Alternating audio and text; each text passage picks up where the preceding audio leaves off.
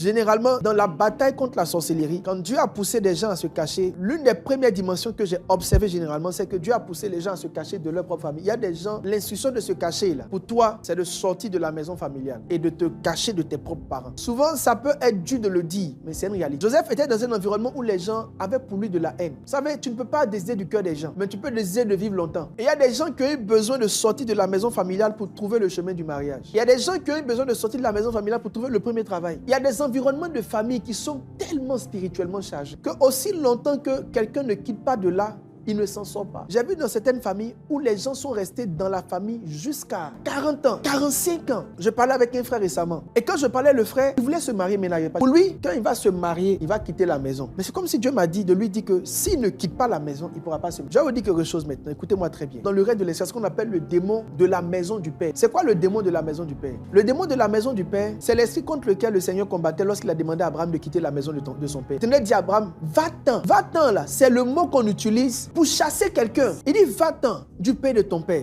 Donc le va-t'en là, c'est comme si c'est pas seulement Canaan qu'on veut lui montrer, mais c'est comme si il doit quitter ce lieu. Et puis continue en disant, de ta patrie, de la maison de ton père, va-t'en de la maison. L'expression va-t'en, c'est chasser quelqu'un d'un lieu. Donc quand vous fouillez bien, dans la maison de son père, Abraham n'a pas pu trouver d'enfant. Sarah n'arrivait pas à enfanter. Abraham lui-même n'arrivait pas à enfanter. Maintenant, vous allez voir une chose. Quand Abraham est parti, Abraham avait, comment on appelle, du bétail. C'était un adulte. Mais comment un adulte n'arrive pas à quitter la maison de son père? Comment un adulte même qui semble-t-il avoir des moyens n'arrive pas à avoir sa maison et il vit encore dans la maison de son père? Écoutez, c'est un esprit. Il y a des gens, ils sortent de la maison de leur famille. Ils vont essayer de louer une maison. Une fois qu'ils décident de sortir pour avoir c'est-à-dire leur propre autonomie, ils n'arrivent jamais. Ils reviennent toujours à la maison. Si pendant que tu m'écoutes, tu es dans le chemin, tu es la grande sœur, tu es le grand frère, et puis ça vient toujours par les pensées du genre, tu as ta chambre là-bas, pourquoi tu as payé un loyer? Ma sœur, si tu veux, observe ta vie, tu vas te rendre compte que tu n'as jamais pu devenir, parce que c'est comme si tu reviens toujours dans la maison de ton père. Beaucoup de personnes plaisantent avec l'esprit de la maison du père.